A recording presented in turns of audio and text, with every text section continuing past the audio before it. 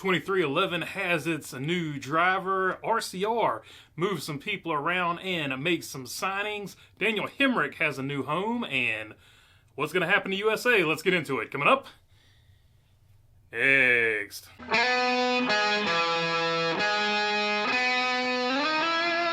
What's going on, everybody? Hope you're doing good today. All right, first things first, Daniel Hemric has finally announced where he is going next season. And as you see here, he will be replacing Christian Eckes in the number 19 Napa Auto Care truck for McAnally Higgleman Racing. Of course, he already has an Xfinity Series championship. He has been Cup Rookie of the Year, so now he will set his sights on getting himself a Truck Series championship as he continues in his career going forward. That, of course, wasn't the only news involving NASCAR's two other touring divisions, main touring divisions, as Chris Wright will be headed to Our Motorsports next season, and also from the Xfinity Series, 2311 has its new driver. And to no one's great surprise, it is going to be Riley Herbst. You see him right here. It will be Monster Energy sponsoring that car. That's going to be a huge aspect of why he's in that car, and we're going to talk about that in just a second. But you also see the number 35 there, so it's going to be the number 35 on the side of that, not continuing on with the number 67 that they have run in previous seasons when they had a third car. So it's going to be the 23, the 35, and the 45 going into next year for 2311. Now, this hiring, or, Riley Herbst moving on to 2311 has sparked a lot of people to complain about it and things like that. So I just want to take a minute to defend Riley Herbst here and say, since he's gotten into the Xfinity Series, he has gotten better every single season. In fact, he won the last race for Stewart-Haas Racing in the Xfinity Series there before they, just went to regular Haas. And in fact, the last 2 or 3 seasons he's been in the Xfinity Series, he has really come into his own. He started off very slow, but like I said, he has put in the hard work to get better and better each season. So I do think he is a capable driver. He threatens every year in the playoffs. Like I said, if he had made the Final Four this year, he would be your champion. But of course, the other aspect of him going to 2311 is the fact that he has that monster sponsorship. And a lot of people I've seen online say, does 2311 really need a paid driver? And it kind of surprises me that people are saying that, because they are literally taking NASCAR to court right now because they don't think that NASCAR has a fair business model.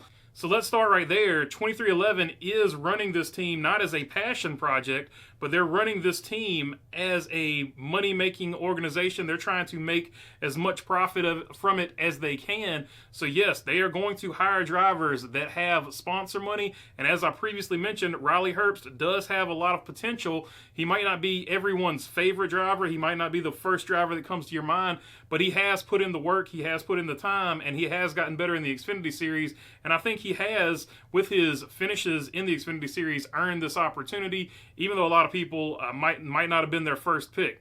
But of course, the fact that he brings money is also a huge part of the equation, because like I said, Michael Jordan and Denny Hamlin, they don't need money, but they're not going to make this a passion project. They are running this like a business that wants to win races and make money. So yes, pay drivers and sponsors are still important to 2311, because like I said, at the top of this, they're suing NASCAR because they want a more fair business model, period. So yeah, 2311, they're just as much about business as they are about winning. And we know, in fact, that they are about winning because they won the regular season points championship with the 45 car this season. Bubba Wallace has wins, and now next season we will see if Riley Herbst can be the next car or the next driver over there that can get a win. Of course, previously, Kurt Busch got a win with them as well. This here from Bob Pockrass. Next year, COTA, they're shortening the course for the NASCAR Cup Series. I've yet to see a good reason as to why NASCAR is shortening up the course. But as you can see there, Bob X'd out the part, so there's no longer going to be that long chute where you could outbrake somebody. So they're basically taking away a passing zone. But you see where they shortened it up right there as he put the other line there. Excellent visual from Bob Pockrass there. Much appreciated. But the shortening of the COTA course has got a lot of people upset. I'm going to see how it races before I give my opinion on it. But I just passed along the information that the COTA race is going to be on a different configuration next season for the Cup Series.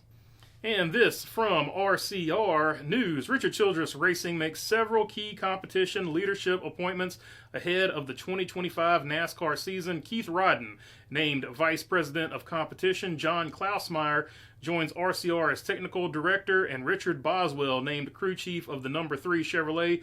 Randall Burnett returns as Crew Chief of the number 8.